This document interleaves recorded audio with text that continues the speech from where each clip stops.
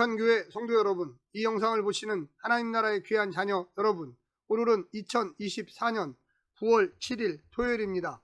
오늘 매일 성경 본문에서는 선지자의 제자로서 하나님을 섬기던 자가 죽고 과부와 아이들만 남겼을 때 하나님은 엘리사를 통해 기적적으로 그 가정의 경제적 필요를 채워주셨습니다. 또한 엘리사가 수넴 근처에 갈 때마다 한 부유한 여인의 가정을 통해 그의 숙식과 거처를 제공해 주셨습니다. 그뿐만 아니라 수넴 여인의 남편이 나이가 많고 아이가 없어 엘리사가 간구하자 그 가정에 아이를 선사하셨습니다.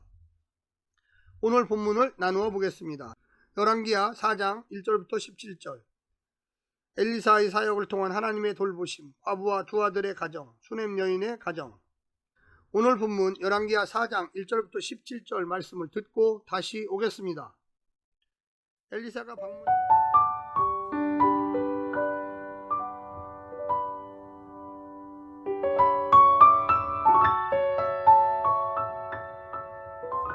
열왕기하 4장. 선지자의 제자들의 아내 중에 한 여인이 엘리사에게 부르짖어 이르되 당신의 종 나의 남편이 이미 죽었는데 당신의 종이 여호와를 경외한 줄은 당신이 아시는 바니이다. 이제 빚준 사람이 와서 나의 두 아이를 데려가 그의 종을 삼고자 하나이다 하니 엘리사가 그에게 이르되 내가 너를 위하여 어떻게 하랴? 내 집에 무엇이 있는지 내게 말하라. 그가 이르되 계집종의 집에 기름 한 그릇 외에는 아무것도 없나이다 하니 이르되 너는 밖에 나가서 모든 이웃에게 그릇을 빌리라.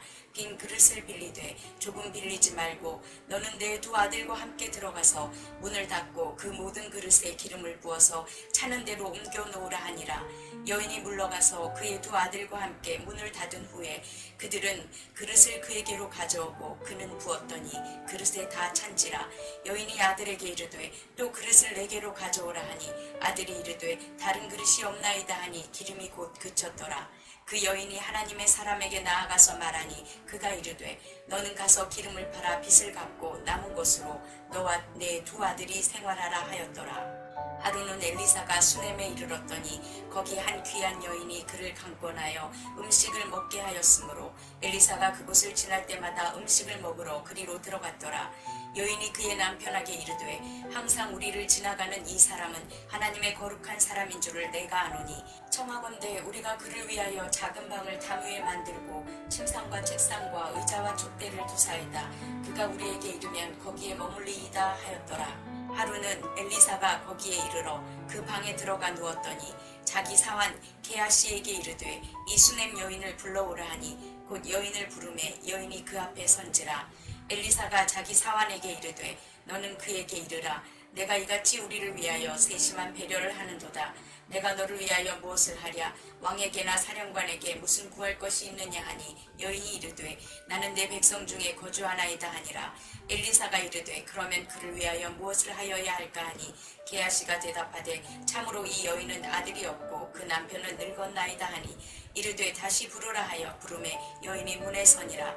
엘리사가 이르되 한 해가 지나 이때쯤에 내가 아들을 안으리라 하니 여인이 이르되 아니로소이다. 내 주 하나님의 사람이여 당신의 계집종을 속이지 마옵소서 하니라. 여인이 과연 잉태하여 한 해가 지나 이때쯤에 엘리사가 여인에게 말한 대로 아들을 낳았더라.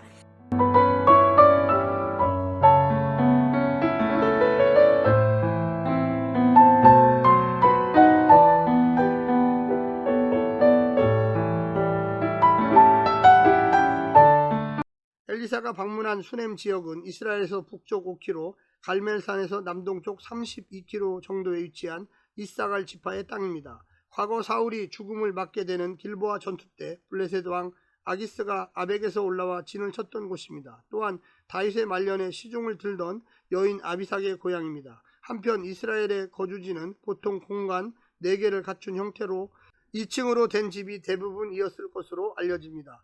먼저 1층 앞쪽은 세 부분으로 나눕니다. 양쪽에 1층 구조의 방 공간이 있고 다용도 공간으로서 짐승 우리가 있으며 때로는 부엌으로 사용되었습니다. 가운데는 보통 지붕 없는 공간을 두어 마당으로 사용했습니다. 각 공간은 보통 기둥으로 나누어 있습니다. 1층 뒤편에는 나머지 공간, 주거 공간이 있으며 이곳을 2층으로 만들어 2층에 방들을 구비하기도 했습니다. 오늘 본문을 세 부분으로 나누어 자세히 설명드리겠습니다. 첫 번째, 기적적으로 은혜를 얻은 여인. 선지자의 한 제자의 아내가 엘리사를 찾아와 다급히 도움을 청합니다.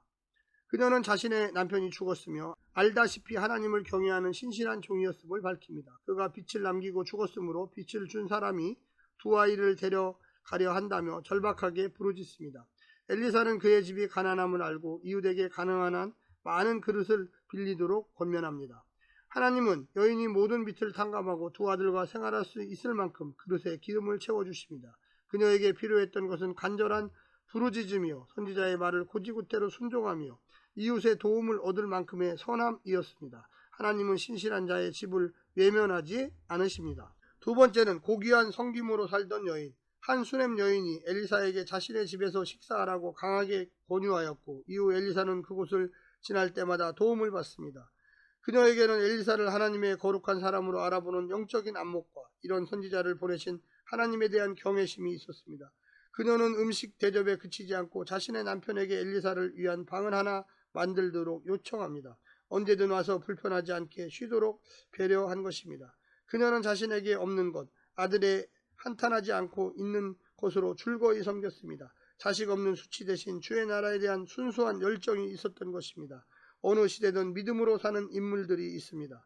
마지막 세 번째는 품에 아이를 안겨준 선지자.